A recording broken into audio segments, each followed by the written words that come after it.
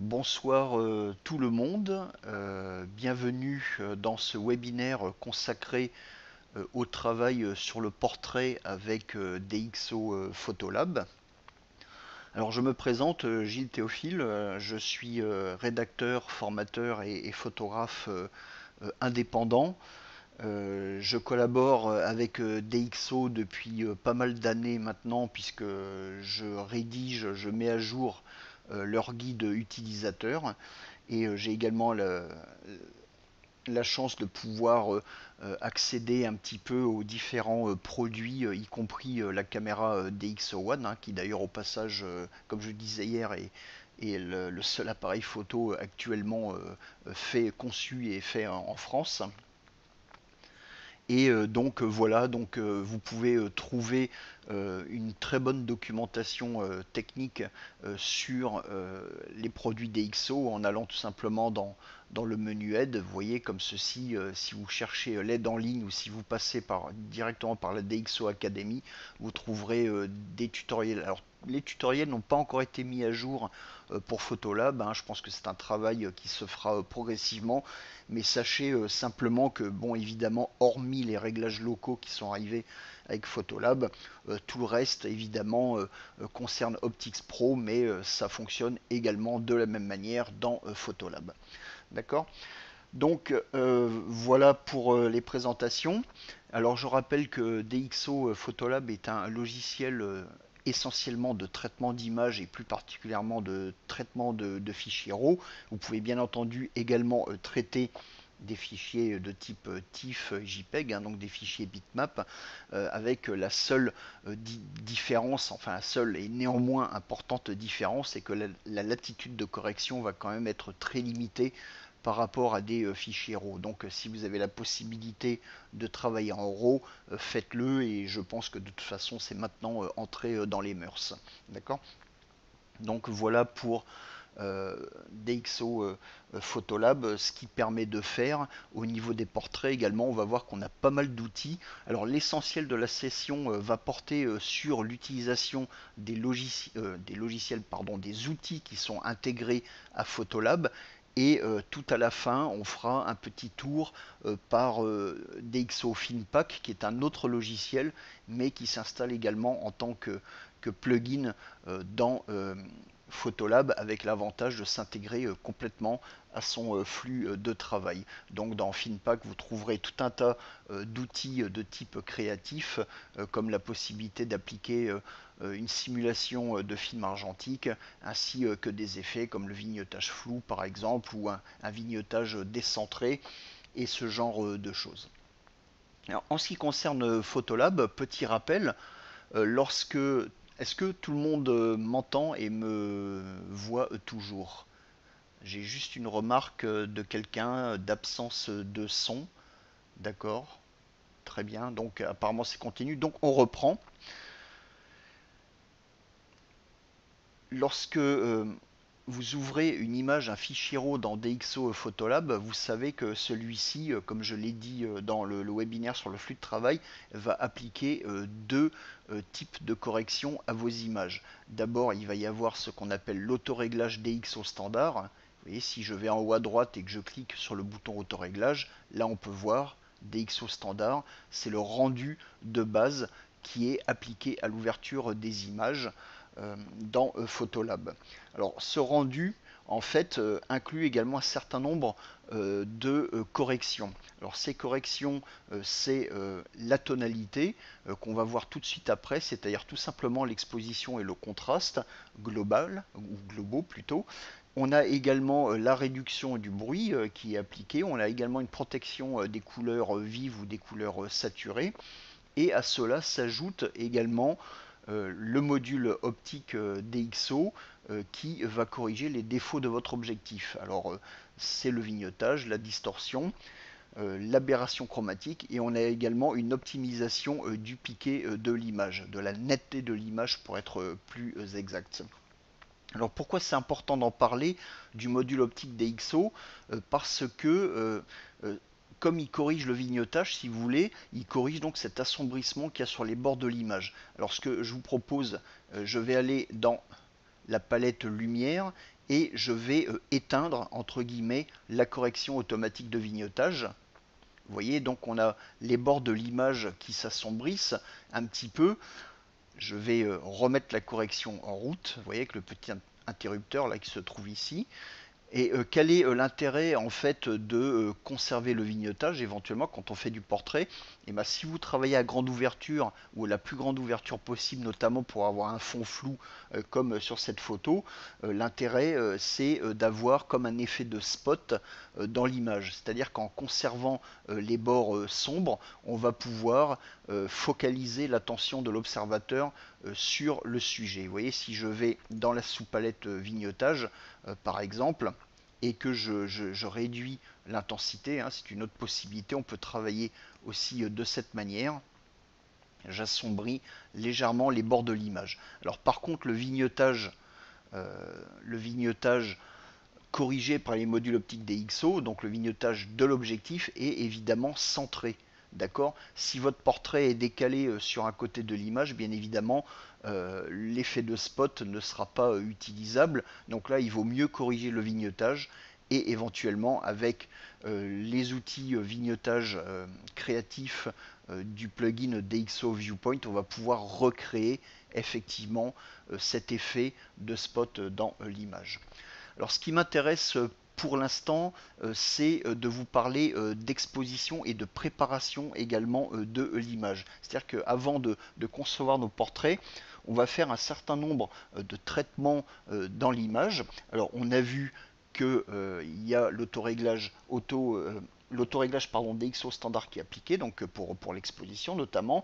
On a la correction optique et ensuite on va voir pourquoi il faut passer au recadrage et au nettoyage des images avant d'attaquer vraiment le traitement du portrait lui-même.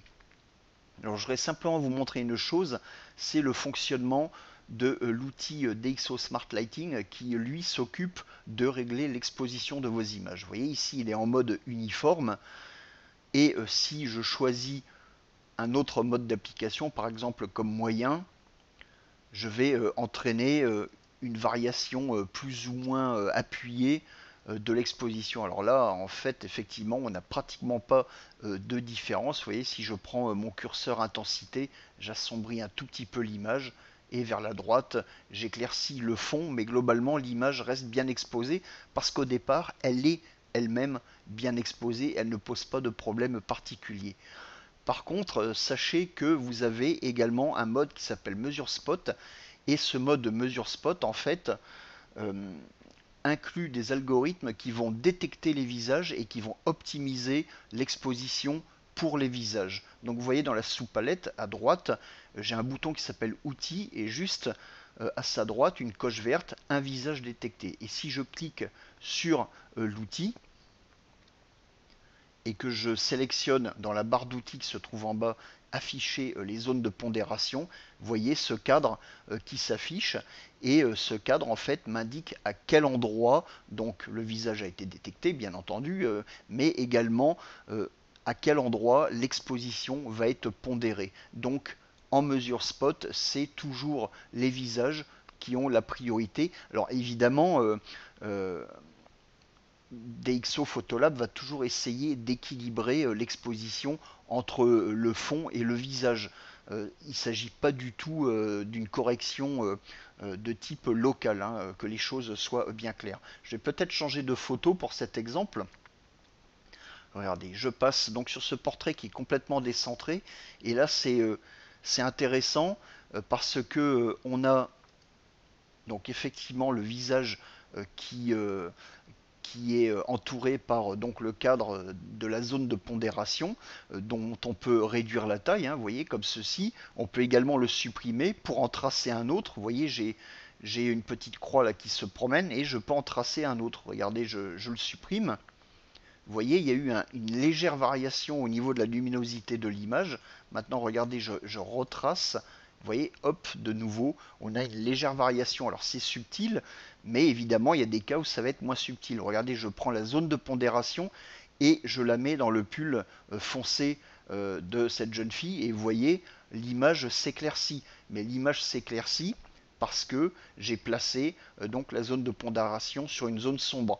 Maintenant je passe dans une zone beaucoup plus lumineuse en haut à gauche et vous voyez l'image s'assombrit.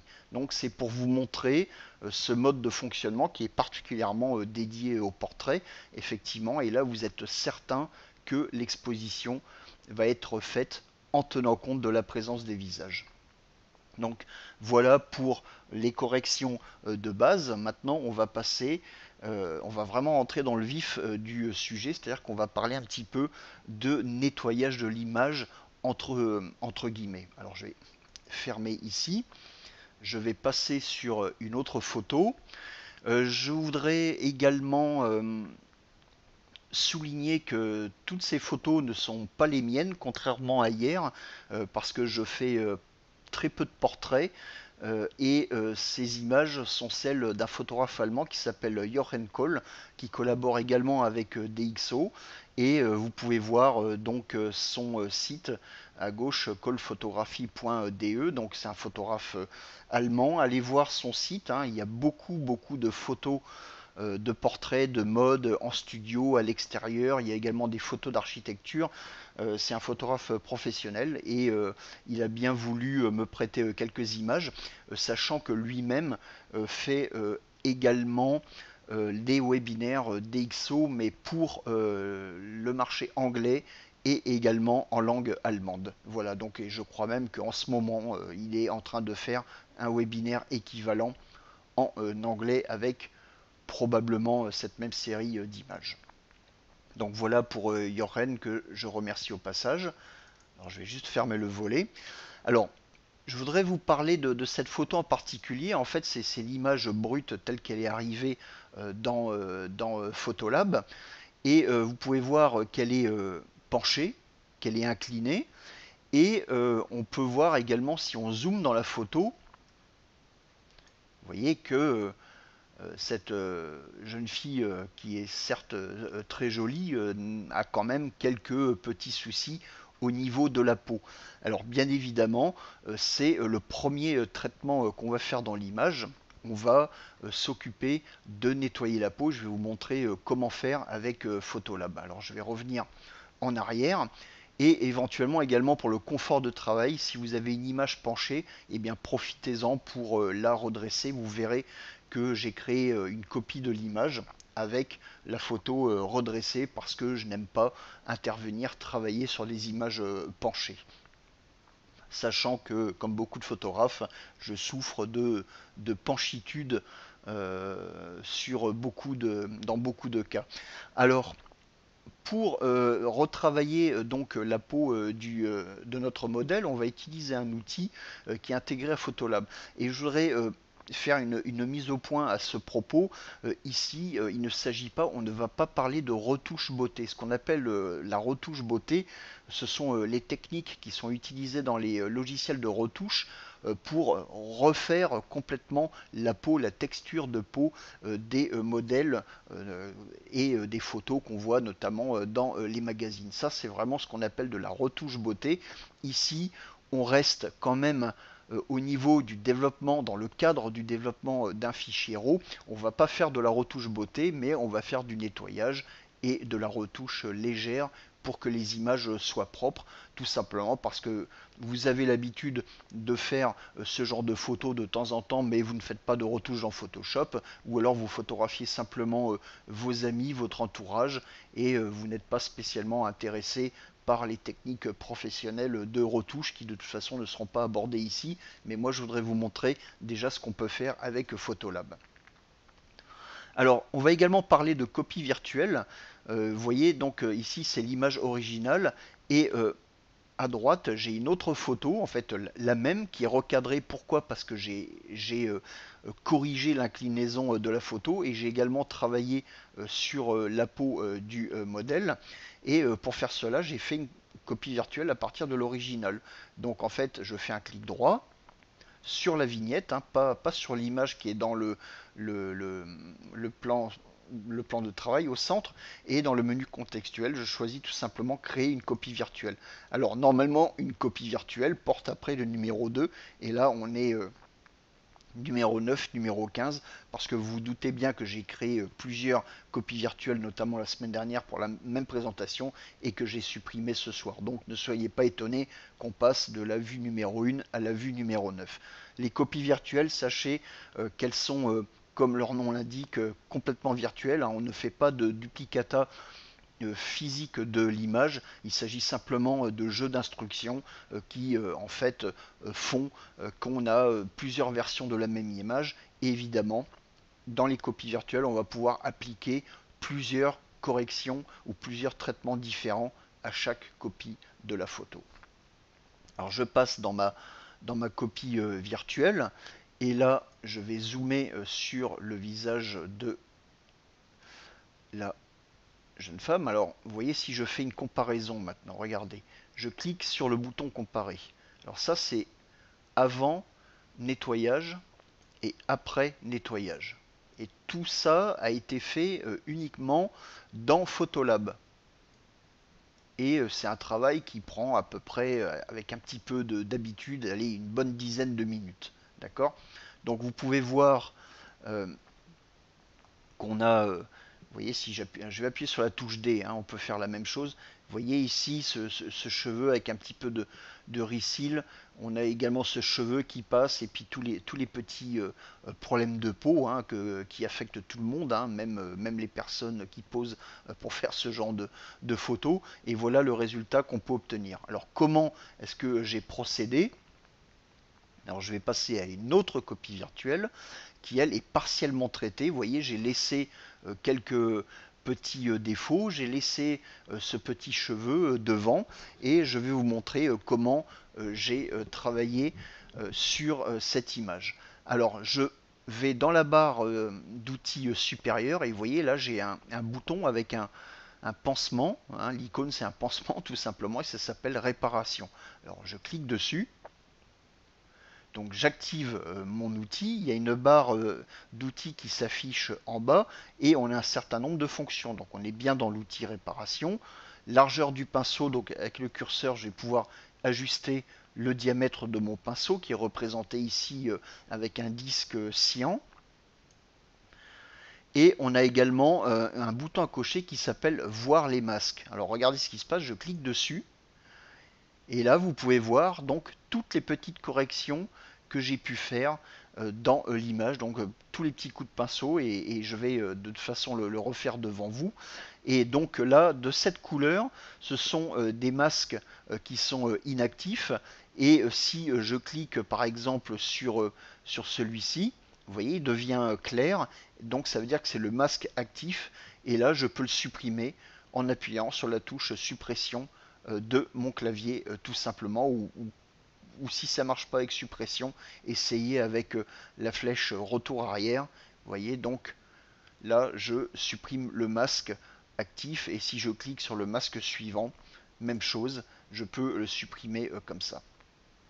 Donc je vais décocher l'affichage des masques, et je me place donc dans le visage, et je vais commencer à travailler. Alors je vais peut-être réduire un petit peu le diamètre du pinceau. On peut zoomer plus, hein, bien sûr, hein, mais là ce ne sera pas nécessaire. Regardez par exemple ici le bouton là, au-dessus du nez, vous voyez, je clique dessus.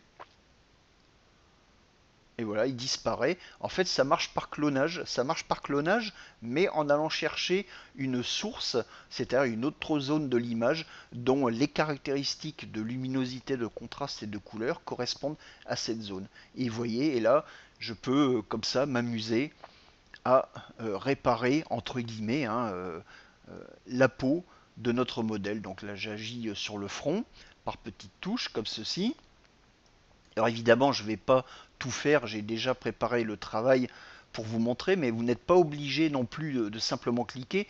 Si le petit défaut n'est pas circulaire, vous voyez, vous pouvez peindre de cette manière, et ça va également fonctionner. Vous voyez, ça marche vraiment très très bien. Alors parfois, comme il clone une autre partie de l'image, parfois il reproduit un détail qui se trouve juste à côté. Alors évidemment, si vous montrez ça à un observateur, il ne le remarquera pas, mais vous, comme vous faites le travail, vous allez le remarquer. Donc n'hésitez pas à recommencer, voilà, une correction jusqu'à ce que ça soit impeccable. Ici, le petit bouton là que j'avais révélé tout à l'heure, voilà, je le reprends de cette manière. Ce qu'on va faire également tout à l'heure avec la retouche locale, c'est qu'on va adoucir également cette partie là autour du nez et on va éclaircir cette zone sous la bouche. Alors regardez, j'ai un petit bouton ici. Voilà, donc j'en ai d'autres ici. En fait, dans la réalité, ça va très vite, hein. Maintenant, je vais vous montrer comment je traite ce cheveu qui passe devant. Alors, il y a une technique. euh, je réduis la taille du pinceau et j'y vais par petites touches en travaillant vraiment par zone de couleur. Vous voyez, cette partie, elle est un petit peu rose, celle-ci, elle est un petit peu jaune. Donc en fait, je ne vais pas m'amuser à tracer d'un coup pour enlever la correction. Dans ce genre de petits défauts à corriger, je préfère travailler par petites touches.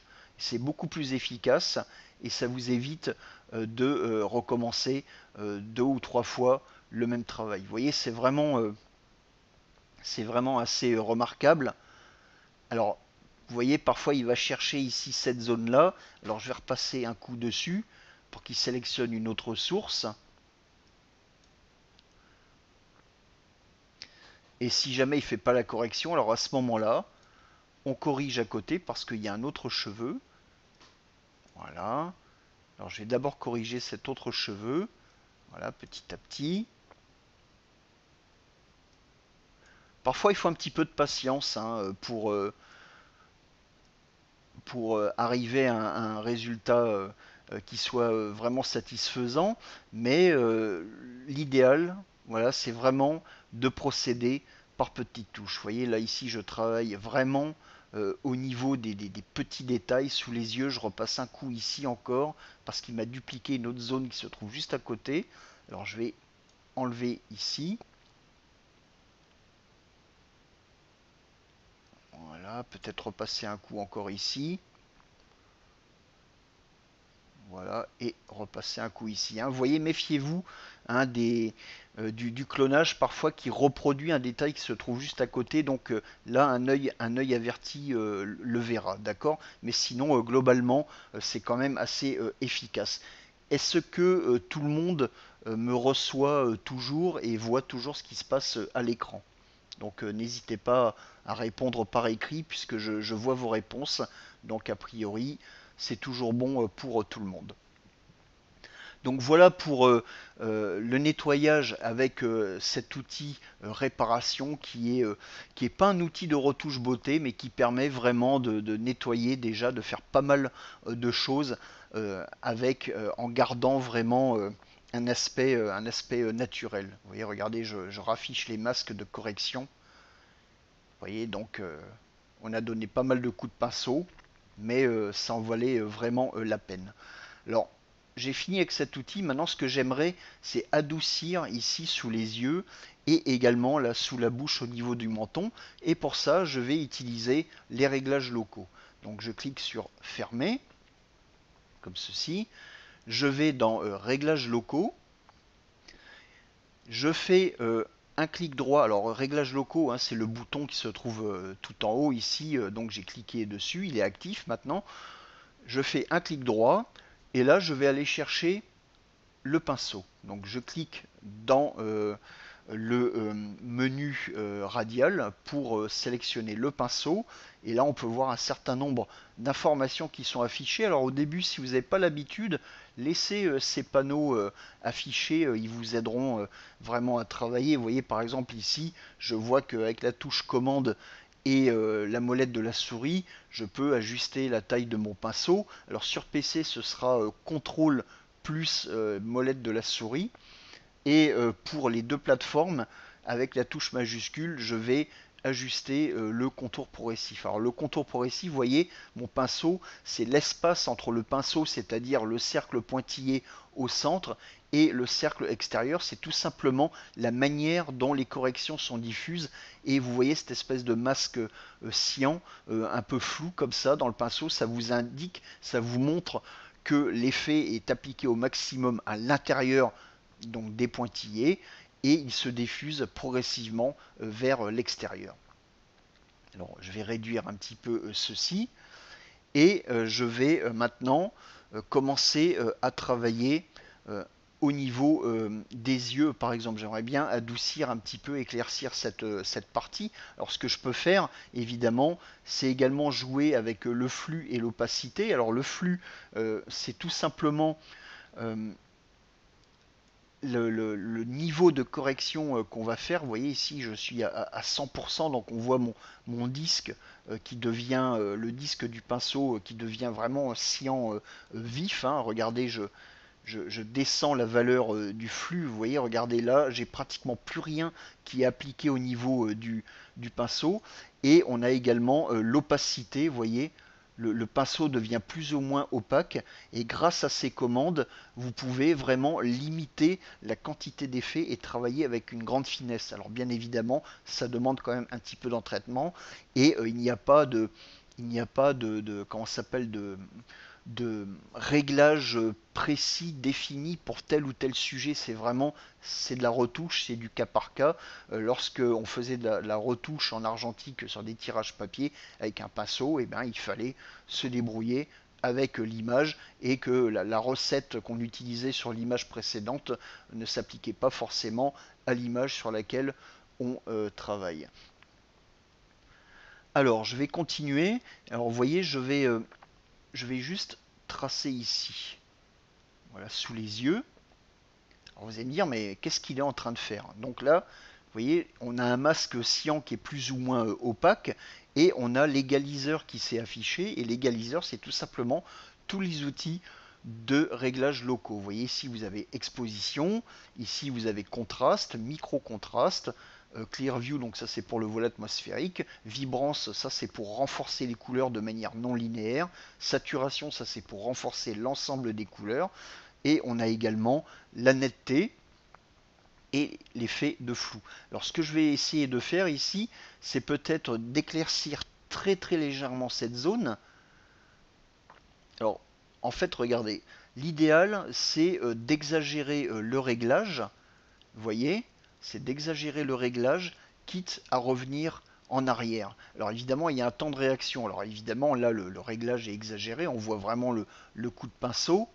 Alors je vais revenir vraiment à quelque chose de beaucoup plus subtil. En fait, ce que je voudrais, c'est vraiment juste un dixième et encore, allez, un quart de diaphragme, voilà, comme ceci. Ensuite, je vais dans micro-contraste, et micro-contraste, je vais choisir un réglage négatif qui, lui, va avoir tendance à adoucir en fait l'endroit où j'ai peint. Donc ça va adoucir la peau. Alors pareil, je crois que c'est mieux d'exagérer la correction. Alors évidemment, là, vous n'allez peut-être pas voir parce que c'est très subtil, d'exagérer la correction, d'aller un peu trop loin, et progressivement, vous voyez, de revenir en arrière pour euh, pour vraiment trouver le bon réglage. Et je vais peut-être aussi légèrement réduire la netteté, voilà, comme ceci. Alors j'ai fait cet œil, éventuellement je peux également le faire sur l'autre œil, ou alors cliquer en utilisant un nouveau masque. D'accord? Donc vous pouvez peindre de façon discontinue dans le même masque, et ou alors vous pouvez créer un nouveau masque. Alors on va plutôt créer un nouveau masque pour travailler ici au niveau du menton, et là je vais simplement peindre les mêmes corrections à cet endroit là. Donc vous voyez, ça c'est légèrement éclairci, peut-être un peu trop, donc je retourne sur mon curseur exposition, et là je vais vraiment le plus subtil possible. Voilà, donc j'ai fini ici. Ce que je peux faire éventuellement, c'est comparer avant-après. Vous voyez, dès que ma souris quitte l'espace de travail au centre de l'image, tous les outils disparaissent temporairement pour vous permettre de juger votre travail. Alors on va faire une comparaison. Vous voyez, comme c'est subtil, c'est peut-être encore un petit peu trop clair au niveau. Vous voyez, ça c'est avec la correction et sans la correction. Vous voyez, c'est peut-être un petit peu trop euh, encore au niveau exposition, peut-être descendre encore un peu, voilà, comme ceci. Et le micro contraste, je vais le descendre et je vais également descendre la netteté. En fait, il ne faut pas qu'on voit de coups de pinceau, évidemment, hein, dans l'image. Hein. Voilà, c'est vraiment un petit peu mieux. Alors, maintenant, je vais traiter sous la bouche. Donc là, je clique sur Nouveau masque. Alors, vous voyez ici le disque bleu avec le pinceau, c'est un masque de peinture, hein, de pinceau, et là, je vais en créer un nouveau. Donc, le précédent, lui, il devient grisé, donc c'est-à-dire qu'il est inactif. Et pour créer un nouveau masque, et ben écoutez, regardez, je vais peindre ici. Je garde les mêmes réglages de flux et d'opacité, voilà, comme ceci. Et j'ai mon égaliseur qui apparaît. Alors si l'égaliseur il vous gêne, vous avez la possibilité évidemment de le masquer temporairement, hein, comme ceci avec la touche E. Hein, tout est indiqué dans le panneau. Là. Donc là c'est pareil, je vais légèrement éclaircir cette zone. Voilà, peut-être 0,2. Je vais peut-être réduire un peu le contraste. Je vais aller à 10 points. Un petit peu de micro-contraste négatif. Donc là, j'adoucis en fait l'image. Voilà, comme ceci. Et là, je compare. Voilà, avant, après. Avant, après. Vous voyez. Donc éventuellement, je peux également encore augmenter le contour progressif, réduire encore un peu le flux et l'opacité pour que la correction soit moins visible. Donc là, c'est un petit peu mieux. Donc moi, je ne vois pas de spot. Alors évidemment, si on fait avant-après, on voit un spot, ça fait comme un spot et on est focalisé par ça. Et je pense qu'il il faut pas trop se focaliser là-dessus. Donc pour moi ici la retouche est bonne. Maintenant on va un petit peu adoucir le tour du nez. Donc je clique, je vais créer un nouveau masque. Donc vous voyez j'ai mes deux masques qui sont actifs. Hein. Quand je passe la souris dessus, je matérialise l'endroit où ça a été appliqué. Je vais réduire le diamètre de mon pinceau avec la molette et ensuite je réduis également le contour progressif et je vais juste passer un coup ici. Voilà, donc j'ai mon égaliseur qui s'affiche. Même chose, je vais légèrement éclaircir comme ceci, réduire le micro-contraste. Voilà, et je vais peut-être également réduire, comme la zone de la peau est un peu violette ici, vous voyez, je vais peut-être réduire également la vibrance et la saturation, mais vraiment de manière très très modérée. Hein. Voilà, comme ceci. Et on va comparer avant-après. Vous voyez, j'ai gagné un petit peu au niveau de l'aspect de la peau ici. Donc voilà pour le nettoyage lui-même. Maintenant, on va zoomer en arrière et on va faire quelque chose d'autre, toujours avec les réglages locaux. Donc je clique sur la croix pour avoir un affichage ajusté à l'écran. Et maintenant, ce que je vois ici dans mon image, c'est que le décolleté est beaucoup plus clair que le reste du visage. Et j'ai la main également qui est beaucoup plus rose que le reste du visage. Et je vais tenter d'équilibrer tout ça. Alors pour ce faire, je vais créer un nouveau masque. Je fais clic droit dans l'image et là je vais utiliser un point de contrôle. Donc je clique sur point de contrôle dans le menu de sélection radiale. Je me place là ici quelque part dans le décolleté, je clique et là j'ai un nouveau masque, donc un point de contrôle qui se met en place et j'ai un cercle ici qui va me permettre d'ajuster la zone d'application de ma correction. Donc en fait ici je vais foncer un petit peu la peau à cet endroit-là et ça ne s'étendra pas au reste de l'image. C'est-à-dire qu'en dehors du cercle, il n'y aura aucune correction Et de toute façon, le point de contrôle, lui, il agit uniquement dans cette zone sur les pixels qui correspondent à la position du point de contrôle. Et ça tient compte de la luminosité, du contraste et de la couleur, bien évidemment. Alors donc là, je vais maintenant dans mon égaliseur et je vais tout simplement foncer un petit peu la peau à cet endroit. Vous voyez, il commence à y avoir une légère variation.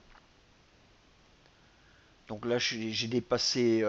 Là, je suis à moins 2 tiers de diaph, de compensation d'exposition. Je pense que ça ira. Et je vais redonner un petit peu de couleur, peut-être avec le curseur vibrance, que je vais monter aux alentours, voilà, de 10-12 points, comme ceci. Et on va faire une petite comparaison. Alors, je peux comparer comme ça aussi avec la vue partagée, hein. Ça marche également en retouche locale. Vous voyez, avant, après. Vous voyez, à gauche c'est avant et à droite c'est après, tout simplement. Sinon, tout simplement, la vue comparée, vous voyez, avant, après. Donc là, j'ai rattrapé un petit peu et vous voyez, les cheveux et la robe noire n'ont absolument pas été affectés. Pourquoi? Parce que le point de contrôle agit sur les pixels qui correspondent à cette zone, c'est-à-dire qui correspondent au décolleté ou disons à la gorge de cette femme. Alors je retourne dans mes réglages locaux parce que j'ai pas fini. Maintenant j'aimerais égaliser la teinte de la main. La main je la trouve un peu trop rose, un peu trop rouge par rapport au reste du visage. Donc je vais créer un nouveau masque. Je vais garder un point de contrôle, hein. Je vous rappelle que pour sélectionner les différents outils euh, des réglages locaux, vous faites clic droit dans l'image, hein. Vous avez le pinceau, le filtre gradué, le masquage auto et la gomme. Et ici, je reste donc sur mon point de contrôle. Je le place sur la main, comme ceci. Même chose, j'ajuste le diamètre d'efficacité, le rayon d'efficacité de la correction. Et là, je vais jouer en fait avec la balance des blancs. Alors regardez la balance des blancs, la température, vous avez un petit carré bleu ici dans la colonne température et dans la colonne teinte. En fait, ça indique la valeur de balance des blancs globale de l'image, c'est-à-dire celle qui a été appliquée à la photo dans sa globalité. C'est tout simplement un repère pour savoir quelle variation vous allez ajouter à cette balance des blancs. Donc en fait, ce que je peux faire, je me place dans température et là je vais réchauffer légèrement. Donc vous voyez, j'ai mon petit carré bleu qui se déplace en fait. Et vous voyez, la main devient un peu plus orange, jaune, comme ceci. Alors c'est peut-être un peu trop, mais c'est pas grave, je vais monter aux alentours de 7005. Alors regardez, j'enlève la souris. Alors effectivement, la main n'est plus rouge, mais elle tire quand même sur l'orange, mais on est quand même dans les bonnes teintes. Donc là, ce que je vais pouvoir faire pour ajuster, je vais par exemple dans saturation et je réduis légèrement la saturation de la main. Donc moins 12, on va peut-être aller jusqu'à moins 15 comme ceci. On va comparer et on est à peu près dans les clous. Alors éventuellement, je peux retourner dans l'outil température, revenir un petit peu plus vers les rouges, donc un peu moins jaune comme ceci. Et éventuellement, je pourrais également jouer sur la teinte, mais je pense qu'on va s'arrêter là. On a à peu près retrouvé la couleur du visage. Alors, donc voilà pour l'ajustement, la préparation en fait de notre portrait en couleur, hein, tout simplement. Hein. Donc on a fait notre travail au niveau exposition tout à l'heure avec le Smart Lighting. On a fait également du nettoyage de peau. Et là donc on a notre portrait couleur qui est terminé en fait. Et on va pouvoir passer au noir et blanc par exemple. Mais avant de faire ça, on va faire encore une toute autre chose. Alors je vais fermer comme ceci, on va zoomer dans l'image. Et moi ce que j'aimerais bien, c'est donner un petit peu plus de peps au niveau des yeux et au niveau des lèvres. Alors je sais que Joren ne fait pas ça, lui, mais moi j'aime bien le faire, mais il faut que ça reste subtil. Et là, évidemment, pour que ça se voit à l'écran, évidemment, je vais un petit peu exagérer le réglage, mais on va retourner bah, tout simplement dans nos réglages locaux, comme ceci. Clic droit, je vais prendre le pinceau à nouveau, vous voyez, et je vais peut-être zoomer un peu plus. Je vais aller à 200%. Donc là, on va arriver au niveau du pixel. Et ce que je veux faire, c'est renforcer la présence de l'iris. Alors, je vais mettre mon flux, mon opacité à fond, en bas à droite. Alors sur PC, hein, ces curseurs, eux, se trouvent en haut. D'accord. Donc là, la présentation, c'est la version Mac, mais les fonctionnalités sont exactement les mêmes. Donc au niveau taille, je suis peut-être un peu grand, donc je vais réduire. Contour progressif, je vais rester à 60% comme ceci. Et je vais peindre donc dans l'œil ici, vous voyez. Donc là c'est très facile à faire, hein. Donc là je le fais à la souris. Est-ce qu'il faut une tablette, un stylet, une tablette Wacom pour faire ce genre de travail? Alors si c'est occasionnel, pas forcément, à la souris ça va très bien aussi, mais si jamais vous faites vraiment de la retouche intensive, effectivement, du point de vue productivité, ça peut être intéressant d'utiliser une palette graphique. Alors vous n'êtes pas obligé d'acheter un modèle professionnel, hein. Vous avez chez Wacom, de toute façon, c'est pas pour faire de la pub, mais c'est quand même le numéro un, c'est le leader mondial, et ils font des modèles grand public avec stylet dont la précision convient quasiment à 100% à des usages photo courants. Donc ça peut être une option effectivement pour peindre. Donc alors là, j'ai pas encore appliqué de correction. Donc ce que je veux faire maintenant, c'est renforcer l'iris. Alors pour faire ça, je ne vais pas toucher à l'exposition, je ne vais pas toucher au contraste, par contre, je vais toucher au micro-contraste que je vais monter. Donc en fait, c'est pour en fait bien mettre en valeur. Alors on va attendre que les corrections s'appliquent. Là, je suis à 25. C'est vraiment pour renforcer la présence de l'iris. Alors je ne sais pas si vous voyez une différence à l'écran. Alors maintenant, je vais voir au niveau couleur, donc avec vibrance.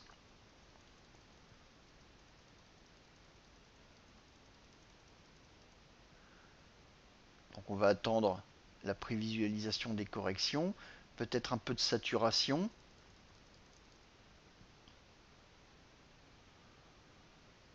Voilà, et bien écoutez, on va comparer avant-après, hein.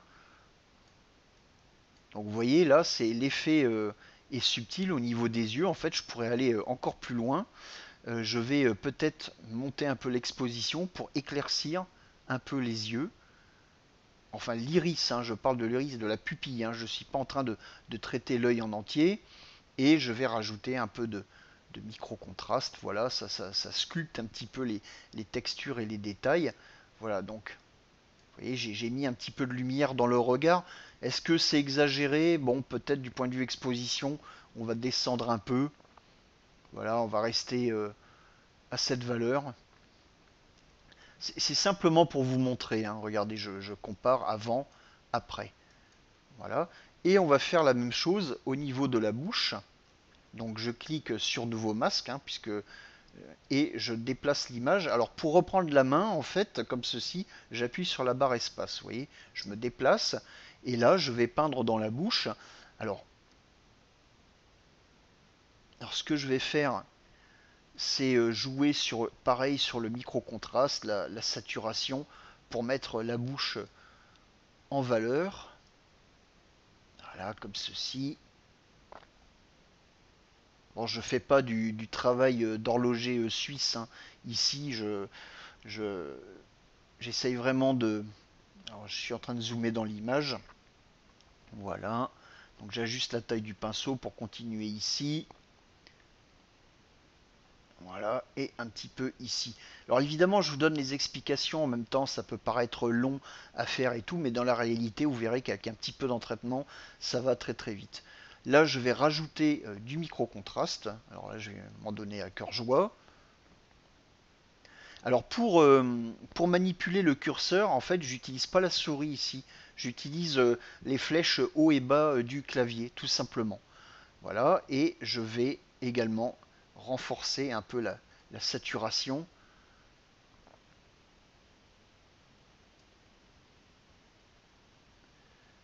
Voilà, là c'est peut-être un peu trop, on va redescendre. Voilà, on va rester aux alentours de 20 points et on va comparer avant-après. Ouais, avant, après, avant, après, avant, après. Voilà, je reviens à la taille de l'image. Vous voyez, avant, après, et au niveau du visage et des yeux, on va voir également avant, après, avant, après. Voilà donc ce que vous pouvez faire avec tous ces outils. Donc voilà notre portrait couleur qui est fait. Donc petit récapitulatif, hein. On a d'abord préparé l'image, on a recadré l'image pour pas qu'elle soit penchée, après on a nettoyé la peau, on a ajusté la luminosité entre le décolleté et le reste du visage, on a légèrement changé la teinte de la main pour qu'elle soit raccord avec le visage, on a redonné un peu de lumière dans les yeux et on a mis la bouche en valeur. Alors évidemment, après c'est une question de goût et comme le disait également Johan, donc qui a fourni les images, lorsqu'on a préparé ces webinaires, il disait que parfois il travaille sur une image, il part dans une direction, il est content à la fin du travail. Le lendemain, il relance son logiciel Photolab, il ouvre l'image et se dit mais mon Dieu, qu'est-ce que j'ai fait la veille? Pourquoi j'ai fait ça? Et il recommence le travail. Je crois que ça, c'est quelque chose qu'on a tous vécu. Donc voilà pour le portrait couleur. Et maintenant, on va passer au noir et blanc. Euh, et on va partir en fait de cette version de l'image, hein, donc avec le regard plus clair comme ceci, et on va créer une copie virtuelle. Voilà, donc clic droit sur la vignette, voilà ma copie virtuelle. Et donc comment faire du noir et blanc quand on n'a pas DxO Film Pack qui est installé en plugin? Et vous avez plusieurs possibilités, dont certaines sont un petit peu surprenantes, vous allez voir. Donc pour passer en noir et blanc, il y a plusieurs possibilités. Alors, la première possibilité, la plus simple, c'est d'aller dans les autoréglages, donc en haut à droite, on clique sur le bouton, et d'appliquer ici le rendu noir et blanc de base dans les autoréglages généralistes. Ça, c'est une possibilité. Vous avez également la possibilité de choisir un autre type de noir et blanc. Donc noir et blanc cotonneux, noir et blanc voilé, vous avez vraiment portrait féminin, portrait masculin qui met peut-être plus l'accent sur les détails. Vous voyez que vous avez vraiment déjà un certain nombre de possibilités. Alors moi ce que je vais faire peut-être, je vais prendre le premier ici. Noir et blanc dense. Donc j'ai cliqué sur la vignette, il applique les corrections. Alors là vous voyez l'image elle change du tout au tout. D'accord? Alors pourquoi est-ce que je vous montre un autoréglage comme ceci? Eh bien, c'est d'une part, c'est pas pour vous pousser à choisir la solution de facilité, c'est surtout pour attirer votre attention sur une chose qui est extrêmement intéressante avec les autoréglages, c'est que vous allez pouvoir vérifier dans les palettes d'outils quels sont les outils justement et les réglages qui ont été utilisés pour obtenir ce rendu. Et ça c'est particulièrement intéressant. Vous voyez, si je vais par exemple dans la sous-palette, dans la palette couleurs, pardon, et je vais dans style virage par exemple, donc on voit que le style noir et blanc ici a été appliqué au départ.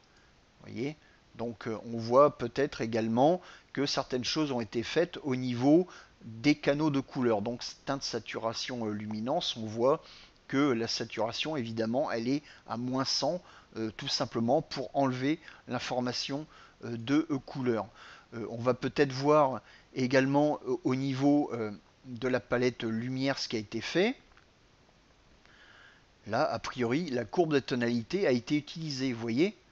Donc sur les trois canaux rouge, vert, bleu, il y a une courbe en S plus ou moins marquée selon le canal qui a été appliquée pour obtenir ce résultat. Vous voyez, vous pouvez vous inspirer de ce genre de choses pour les reproduire, pour tenter de retrouver les mêmes réglages pour voir comment ça fonctionne. Regardez, je vais aller sur le canal bleu par exemple, et si je prends mon canal bleu et je le modifie, vous voyez, j'agis. Alors évidemment, là, je suis entre des points d'ancrage, hein, donc forcément, je vais agir sur une plage de luminosité qui est extrêmement restreinte. Mais si je réinitialise ma courbe bleue, vous voyez, ma courbe bleue devient plate. Regardez le résultat que j'obtiens. Et là, je vais la ressaisir et je vais la remonter. Vous voyez, je regagne en luminosité et je peux lui donner une forme de S, évidemment, pour augmenter encore le contraste. Alors là, évidemment, j'obtiens des effets qui sont totalement exagérés, j'en conviens, mais c'est simplement pour vous montrer comment ça fonctionne. Donc vous pouvez partir d'un autoréglage pour voir d'une part quel type de correction vous avez utilisé et éventuellement reproduire ces corrections ou vous en inspirer pour développer vous-même vos propres recettes de traitement. Alors je profite d'avoir ce rendu pour une raison particulière. Regardez au niveau du visage. Regardez, je vais zoomer dessus et regardez, on a l'impression que le visage est taché. Vous voyez? Pourquoi? Alors je vais passer dans la sous-palette contraste, je vais simplement faire un peu le ménage à droite, je vais fermer lumière. Voilà, j'aime bien avoir un plan de travail propre. Je vais dans contraste, et là on peut voir que le micro-contraste est réglé à 36. Vous voyez, maintenant si je prends le curseur et je le déplace vers la gauche, vous voyez, là j'adoucis l'image. Mais le fait, vous voyez, donc les tâches sont beaucoup moins visibles en fait. Je vais complètement à gauche, et ça c'est quelque chose que vous pouvez utiliser en portrait également. C'est un micro-contraste négatif qui va donner un aspect vaporeux à votre image et qui va également atténuer un petit peu les variations de contraste qu'on pouvait voir auparavant. Vous voyez, si je remets à la valeur, je crois que c'était dans les 30, quelque chose comme ça, vous voyez, en poussant le micro-contraste, le problème c'est que je fais remonter toutes les textures et également tous les détails disgracieux dans le visage. Alors évitez d'utiliser le micro-contraste. Vous pouvez l'utiliser de manière négative pour adoucir un petit peu la peau. Et sinon, si vous avez DxO FinPack, j'en profite, vous pouvez également utiliser le curseur contraste fin qui fait la même chose que le micro-contraste, mais lui, il agit sur des détails de plus grande taille. Et avant d'arriver, alors on va attendre que les corrections s'appliquent, avant d'arriver au résultat un petit peu désastreux qu'on avait auparavant avec micro-contraste, le contraste fin, il faudra le pousser plus loin. Alors, c'est pas un webinaire sur FinPack, mais je vous montre que vous avez, donc si FinPack est installé, vous avez également la possibilité de travailler sur le contraste fin des hautes lumières, des tons moyens et des ombres. Vous voyez, donc là on peut voir des variations. Donc vous avez énormément de possibilités, c'est un petit peu pour vous donner envie de découvrir FinPack, hein, qui est disponible à l'essai également, comme tout le reste des logiciels DxO. Donc voilà un petit peu pour le principe de base en partant d'un autoréglage, donc qui va vous permettre de développer votre apprentissage. Et je vais vous montrer une autre manière de faire du noir et blanc. Je vais revenir sur mon image couleur de départ, comme ceci. Je vais recréer une copie virtuelle. Et là, au lieu d'utiliser par exemple un autoréglage, je vais tout simplement passer dans la palette couleur, comme ceci. Et dans la sous-palette style virage, vous voyez, j'ai le style noir et blanc. Il suffit simplement de l'activer. Et j'applique. Et là, je passe dans un noir et blanc qui est quand même beaucoup plus doux que la version précédente qu'on a utilisée. Et on voit beaucoup moins de texture au niveau des visages. Et là, comment faire varier votre noir et blanc? Eh bien, vous avez plein de possibilités. Alors, il y en a certaines qui sont surprenantes. Par exemple, regardez, je vais dans Balance des blancs. je prends mon curseur température et je le déplace vers la droite. Regardez comment j'ai agi dans l'image. Vous voyez, j'ai une influence sur la luminosité et le contraste de mon image. Maintenant, je vais à fond à gauche. Vous voyez, je peux obtenir un autre résultat. Donc oui, en noir et blanc, vous pouvez vous servir du curseur température pour essayer de trouver un look qui vous convient, plus ou moins dense ou plus ou moins clair en allant vers la droite. C'est une autre possibilité. Et vous pouvez faire la même chose avec le curseur teinte. Et si je vais vers la gauche, et maintenant si je vais à fond à droite, vous voyez, donc j'ai une image qui est beaucoup plus claire. Donc vous avez cette possibilité-là. Sinon, ce que vous pouvez faire, vous pouvez également, bien entendu, travailler avec la tonalité sélective. Vous voyez, vous avez des curseurs haute lumière. Vous voyez, là, j'éclaircis les hautes lumières derrière le modèle. Je peux rendre les tons moyens plus foncés. Donc là, je vais agir au niveau de la chevelure et de la peau. Bon, là, au niveau du contraste du visage, c'est pas top, hein, mais c'est simplement pour vous montrer où est-ce que ça agit.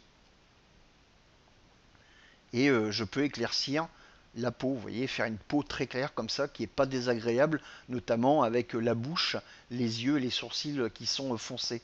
Et même chose, hein, je peux agir sur les ombres.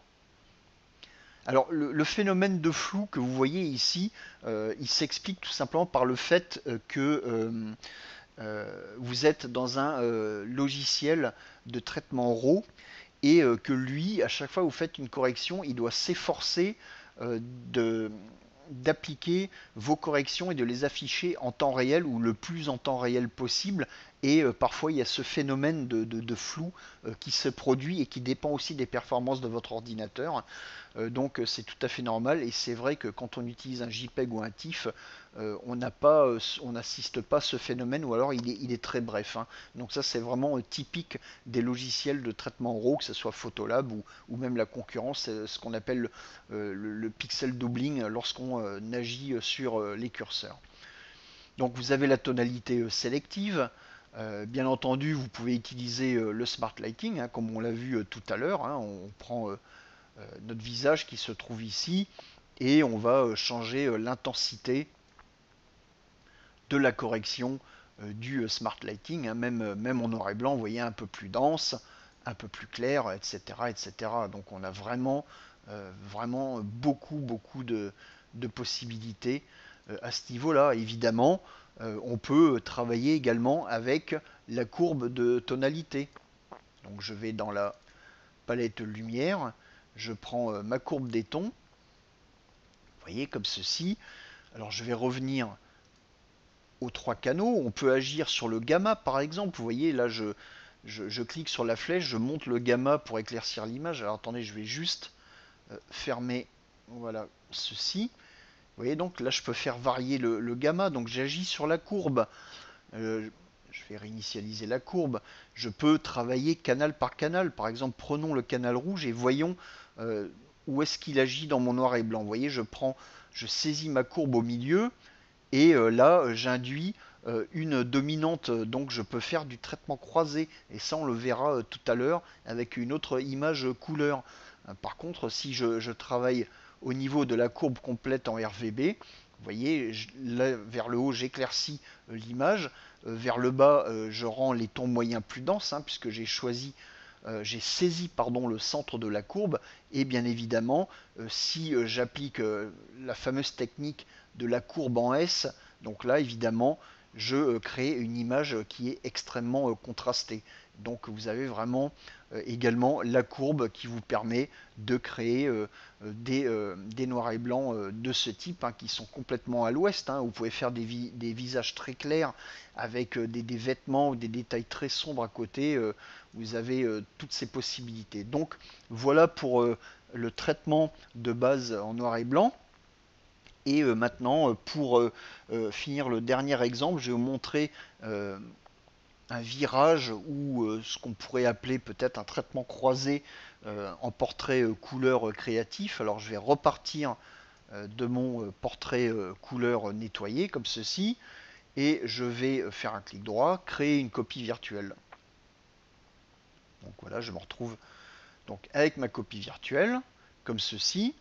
Et là, évidemment, alors bien sûr, pour travailler sur les couleurs, hein, j'ai la possibilité d'agir sur le curseur vibrance. Vous voyez, à gauche, je désature, mais de manière non linéaire. C'est-à-dire qu'en fait, le curseur vibrance, il agit sur les couleurs les plus, grosso modo, les couleurs les plus vives.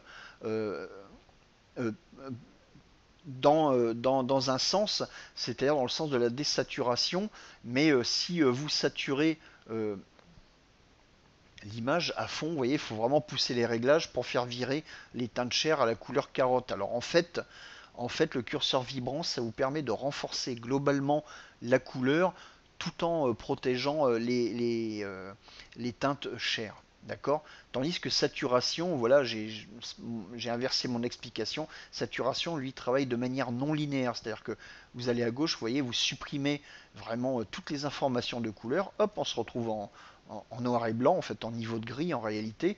Mais si je vais à droite, je renforce l'ensemble des couleurs. Vous voyez, le visage, les volets, les plantes ici, tout change. Tandis que Vibrance agit plutôt de manière plus intelligente. C'est-à-dire qu'on va pousser la couleur, d'accord, mais on va tenter, grâce à ça, de protéger les teintes chères et puis le rouge de la bouche qui est déjà bien vif et qui lui sera pas trop affecté jusqu'à un certain réglage, bien évidemment.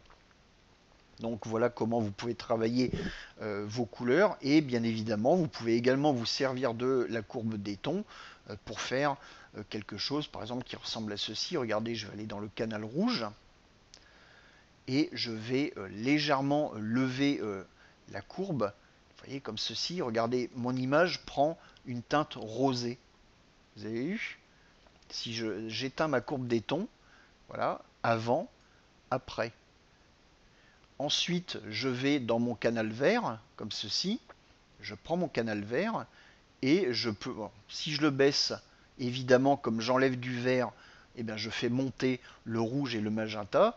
Mais si je vais dans le sens, si je rajoute du vert, vous voyez comment j'influe la couleur de l'image. Et bien évidemment, là aussi, je peux appliquer le principe de mettre une courbe en S pour avoir un canal vert avec du contraste et un canal rouge qui soit éventuellement plus soft, hein, mais on va essayer de lui donner un petit peu plus de présence également, voir ce qu'on peut obtenir comme virage. Donc vous voyez, vous avez vraiment énormément de possibilités de travail comme ça avec la courbe de tonalité sur la teinte. Alors évidemment, mes corrections sont un peu exagérées, mais il n'empêche que lorsque vous allez dans des applications genre Instagram et compagnie, vous trouvez des effets de traitement croisé comme ça qui sont certes un peu de trop, mais vous avez cette possibilité de le faire. On le fait en fait avec la courbe de ton, tout simplement. Donc voilà un autre exemple de, de travail sur un portrait et je vais prendre la courbe RVB et je vais peut-être un petit peu ajuster, voilà, faire un contraste un petit peu plus fort, voilà, avec un léger S, hein. Vous pouvez poser des points d'ancrage, hein. On peut également agir sur les points d'entrée, hein, des blancs et des noirs, évidemment, vous voyez, là je monte la courbe et j'agis ici, on dirait une photo faite avec, je sais pas, un tirage photo fait dans les années 70 par un mauvais laboratoire. Vous voyez, vous pouvez obtenir ce genre d'effet. Voilà, si on réinitialise tout, hein, ça fait un choc de revenir à l'image normale. Après, évidemment, tout est une question de goût. Évidemment, vous n'êtes pas obligé de faire ça, vous pouvez rester avec un traitement le plus naturel possible. Alors pour finir ce webinaire, j'aimerais vous montrer, vous mettre en appétit, vous montrer quelques outils rapidement de DxO Film Pack. Donc je vais repartir de mon image couleur, mon image étalon en fait, créer une copie virtuelle, voilà comme ceci. Je la sélectionne. Là, je vais pas toucher aux outils de Photolab, hein, je vais passer directement dans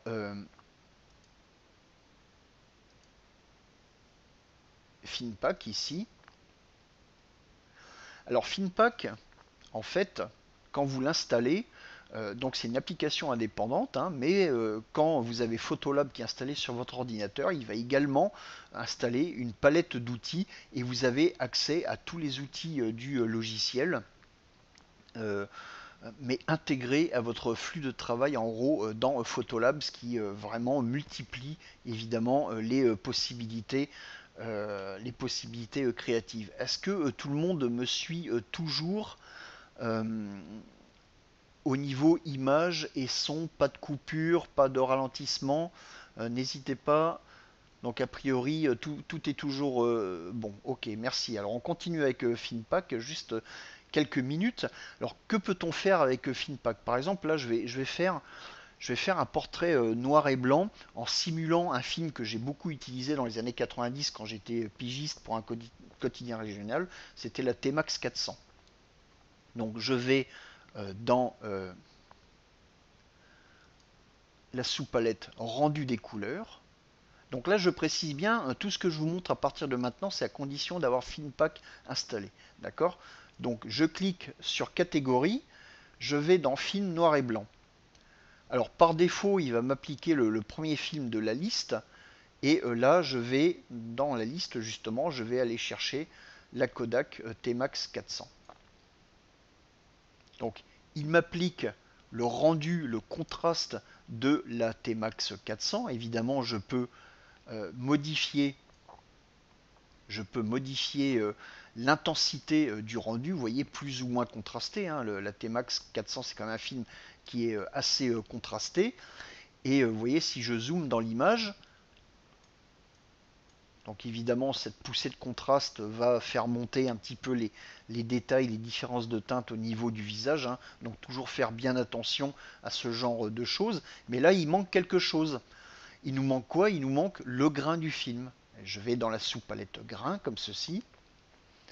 Et là, il m'indique grain du film courant, mais la sous-palette n'est pas activée. Alors regardez, je clique dessus, et vous voyez, il m'a ajouté du grain, le grain de la T-Max 400. Vous voyez, si je clique sur le film, donc grain du film courant, ça veut dire que j'applique ce grain-là en particulier, avec en plus un curseur intensité qui me permet de lisser un peu le grain, ou en allant vers la droite, vous voyez, je renforce la présence du grain.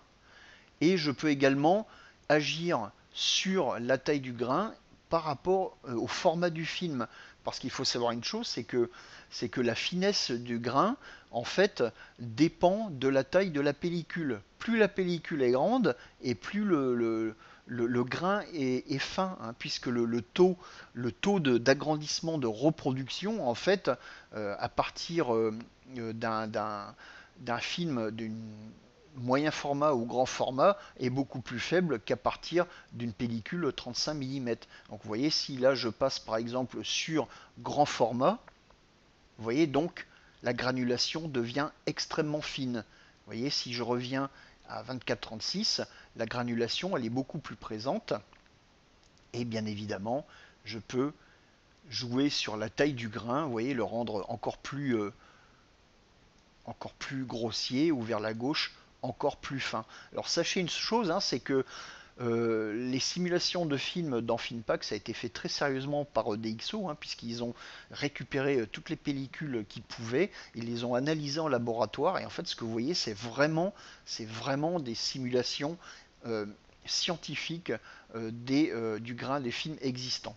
Alors après nous être amusés avec de la pellicule, je vais vous montrer par exemple du vignettage créatif, hein, puisqu'on a abordé un petit peu le sujet, vous voyez, pour donner un effet de spot à cette image. Alors vous avez la possibilité de créer un vignettage flou, mais là comme l'arrière-plan de l'image est complètement flou, on va plutôt prendre un vignettage classique.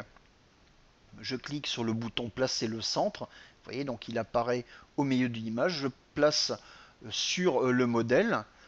Ensuite, je prends mon curseur intensité vers la gauche pour assombrir, et vous voyez, j'assombris les bords de l'image.